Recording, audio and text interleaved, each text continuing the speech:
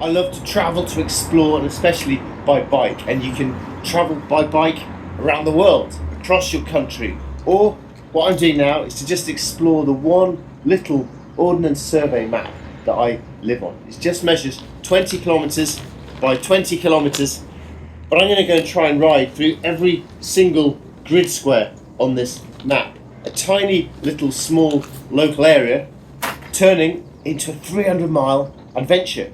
I'm really excited. Is a single map enough exploration for an entire lifetime? I don't know about that, but I'm excited about this adventure. That's the big question I've been exploring in my new book called Local. And for the conclusion of this book, I set out to try and cycle through every grid square on my map. I didn't film that journey because I wanted to photograph it and write about it. And so now, going back old school with an audio slideshow to accompany the conclusion to this book. Is a single map enough exploration for an entire lifetime? Find out now in my new book called Local, a search for nearby nature and wildness. I hope you enjoy it. As I made the final edits to this book, there was one more ride I wanted to do before letting go of it. I decided to cycle through every square of my map in a single, unbroken journey. Starting in the middle and circling outwards through all 400 grid squares appealed to my old instinct to spiral away faster and faster until slingshotting beyond the gravitational pull of home and blasting out into the world.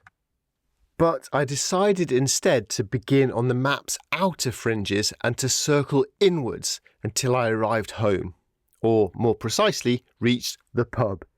It fitted better with my search for somewhere to belong and was a dive towards the heart of things. The route I plotted through every grid square was 300 miles long, climbed 5,800 metres and looked utterly ridiculous, like a plate of wiggly spaghetti. I transcribed it from my paper map into a digital navigation app, Ride with GPS, to save me having to check the map at every junction. 2/3 of the route was on paved roads, the rest was byways, footpaths, and the odd spot of gentle trespassing. I didn't know where I would eat or sleep, but I was confident those details would work themselves out over the next 4 days.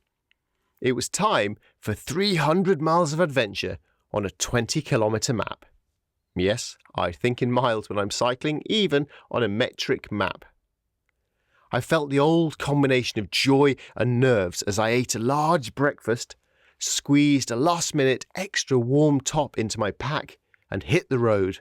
Spring was on its way as I pedalled through familiar grid squares towards the edge of my map, the roads lined with blackthorn blossom and the first blush of hawthorn leaves. This was my world, my roads, my sunshine, my plastic junk floating in the river, my broken bottles. It was my home, and I was happy to be here. I crossed paths with a cyclist who was out from the city for a day ride. He drove buses for a living, wore designer cycling clothes, and was jealous that I was going to camp out tonight. "Oh, I'd love to do that, but I'm too scared," he said, pointing at the bags on my bike. "I've camped with friends, but never on my own. I need to lose my camping cherry." I asked why he'd ridden out this way. "I like scuzzy stuff," he said. "Old, broken, weird, forgotten. That sort of stuff, you know? Scuzzy. There's loads of it round here." He looked embarrassed at this odd admission, but I knew exactly how he felt. "Me too," I said. "Edgelands, bus depots, graffiti, scuzzy. I love all that too." I certainly got my fill of scuzzy on this ride, but I also heard the first lapwings and skylarks of the season. And while riding the hard shoulder on an unavoidable but stressful stretch of dual carriageway, I spotted my first brimstone butterfly of the year, a flash of yellow darting among the roadside litter. Around mid-afternoon on that first day, I paused for coffee and Rocky Road cake in a posh village of black and white Tudor buildings and Teslas. I flicked idly through the Financial Times weekend supplement that a previous customer had left behind. I was embarrassed by how knackered I already felt. All those weekly bimblings clearly hadn't helped my endurance. Earlier, I'd rested in a run-down town that smelt of weed. A Home Office immigration enforcement van pulled up, sirens wailing, and the officers piled swiftly into a block of flats. I watched a street cleaner sweep a cigarette butt, miss, sweep again, miss, then shrug and walk away. My map was actually far more rural than I had realised, more wooded and hilly and less built up. That was a nice realisation, but it also meant I failed to find a village pub to eat dinner in, so had to backtrack a few miles to a McDonald's in a retail park. I whiled away a couple of hours there, merrily stuffing my face with delicious diacetyl tartaric acid ester of mono and diglycerides while I charged my camera batteries and stayed warm until it was time to sleep. I slung my hammock beneath a 3/4 moon in a wood I'd visited earlier in the year. The night was bitterly cold, and by dawn my water bottles had frozen solid. I cursed at the stupidity of shivering through a long night just a few miles from my cosy bed. At first light, I pedalled quickly to the nearest petrol station to recover with hot, bad coffee. I resolved to detour home later for a warmer sleeping bag and a tent. I was weary on day 2, slogging up muddy trails through woods and down slippery footpaths across fields. Heading through every grid square like this was making my map feel huge. Although I'd often felt concerned this year about the scale of new housing developments, this micro-adventure showed me there was enough space for everyone here, as well as for wildlife and farming. We can certainly rewild some land for nature once people are enthused to think it's a valuable idea. Soil can heal, and hedgerows and ponds can recover once there is a demand to support sustainable, regenerative farming. The river, filled with slimy lager cans, is a clear chalk stream at heart, home to water crowfoot flowers and otters, and just waiting to revitalise as soon as the political will is there to get it cleaned up. This is all so achievable, making it an exciting time to be an engaged adult concerned with leaving the world in a better state for our children. Each day on my ride, the trees seemed to turn a little greener. The dawn chorus woke me earlier each morning. Winter was on its way out. Brighter days lay ahead. "Here we go again," my map said to me. "Another season. Another lap of the sun, another lap of the map, another chance to make the best of things and choose to bloom as brightly as you dare." My sinuous route wound round and round, nonsensically but pleasingly. It was astonishing how many new back roads and bridleways I found, even from just whizzing straight through grid squares. Before this year, I had focused too much on the oceans and mountains I did not have where I lived. But that had been replaced now by a strong sense of how much this map did have to offer. I was proud of how much I now knew about this area. If you joined me for a ride, I could show you around well. I passed rambling old houses with tennis courts and trampolines, the sort I will buy once I start writing blockbuster bestsellers rather than niche books about bicycling around business parks. There were decaying tower blocks with washing lines and barbed wire on the roofs, and repeating suburban streets with everything in between. As I rode randomly through so many diverse lives, I hoped that contentment was spread more evenly across my map than wealth or opportunity seemed to be. I slept well in my warm tent that night, back into the groove of the cycle touring life I knew so well. This trip was no different from all the times I'd ridden hundreds of miles in other countries, apart from the need to accept that I wasn't moving very far, and to be okay with that. There was a lot to love about riding a long way, yet never being more than 10 miles from my fridge. I loved the detours down hidden away footpaths, hemmed in with chain link fencing around railways shunting freight goods, faceless facilities management warehouses, sewage works, and hedgerows scattered with nitrous oxide canisters.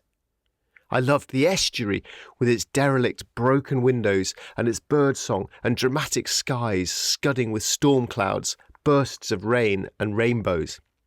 I loved the marshes, pylons and dilapidated wrecks of boats hauled up on muddy creeks, paint fading, wood peeling, full of intrigue and character. I loved the peaceful hideaways that few people knew about, the silent valleys and my first bluebells of the calendar year. I loved the wild predators who made this tame landscape their home, the foxes, the marsh harriers, the dragonflies and brown trout.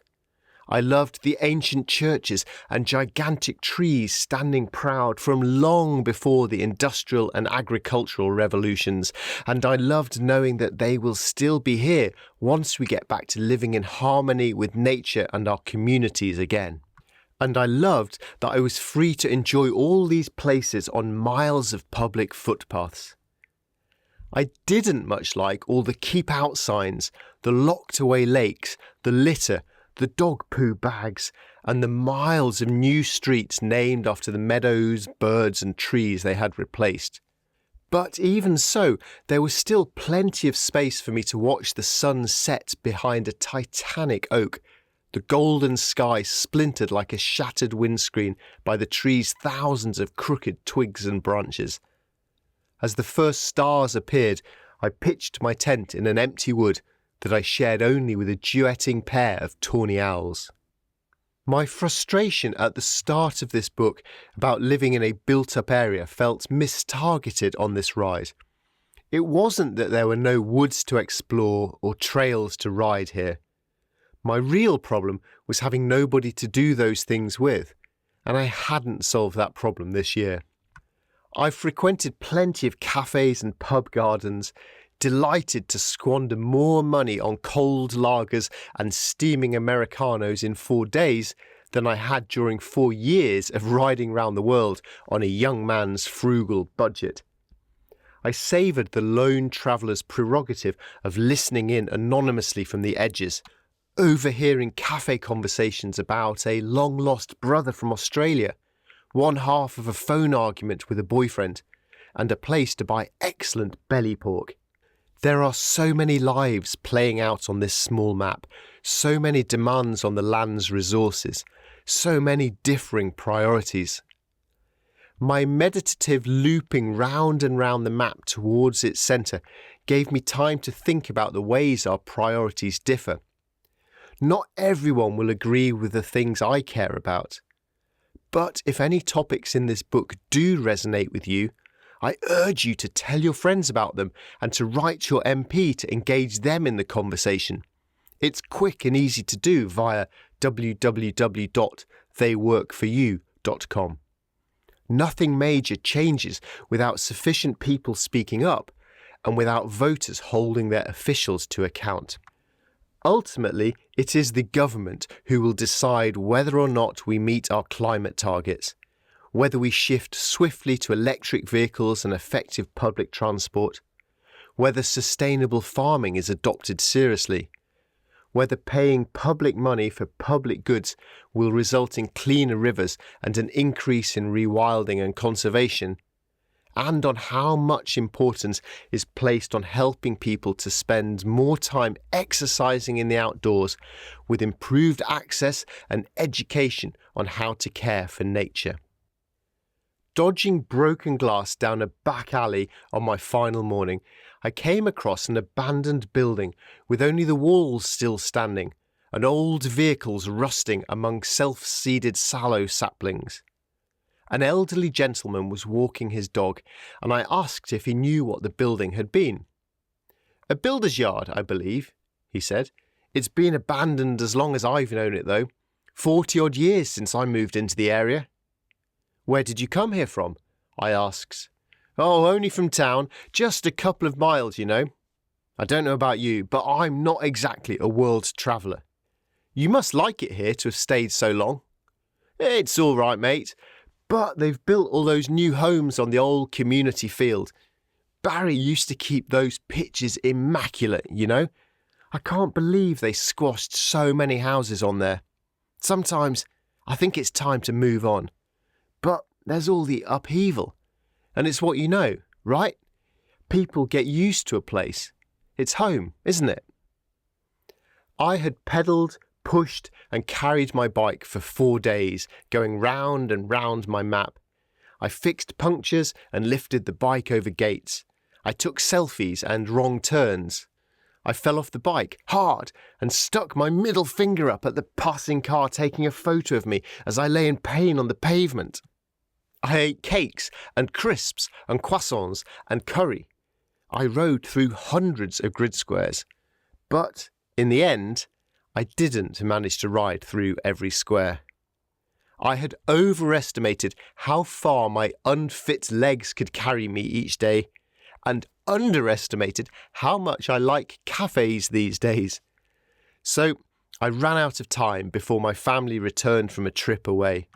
I turned for home and pedalled back to them, via the merest of stop-offs in a pub garden to toast the end of this long project. Even after a year plus 4 days, I still hadn't covered many of my map's roads and footpaths. There were still grid squares I had to label as terra incognita. But I feel content knowing they are out there waiting for me to explore in the years ahead. My small weekly forays had been a contrast to the bigger adventures from my past.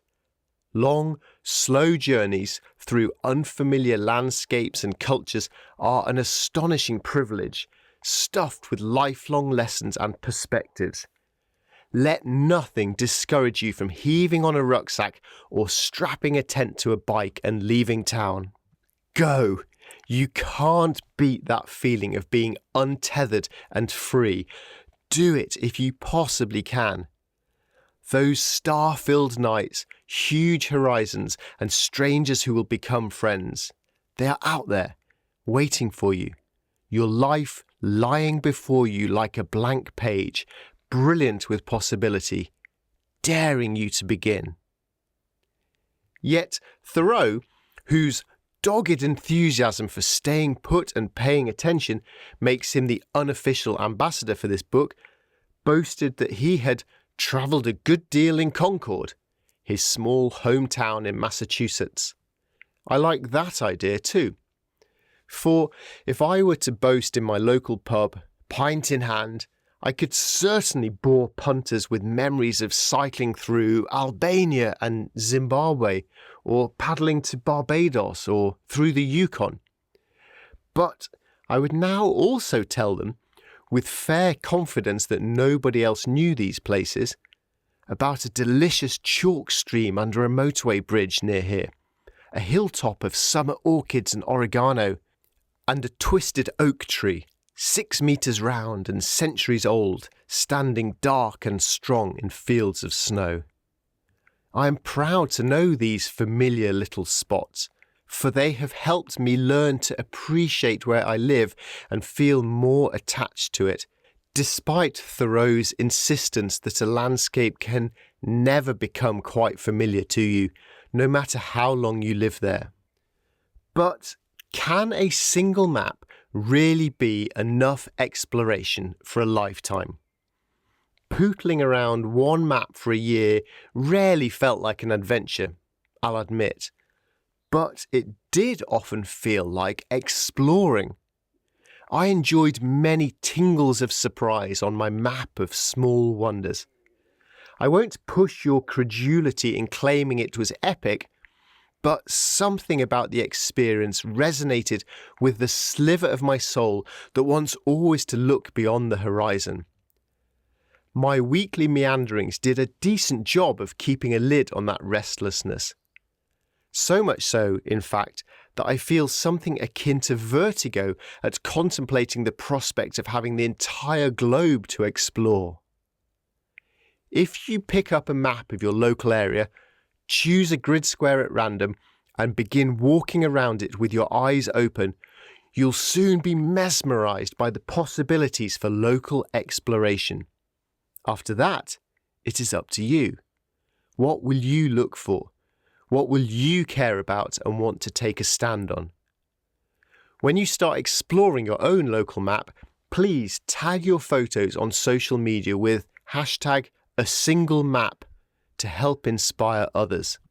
My map has changed my perception of home, made me less tempted to fly, and more motivated to care for the environment.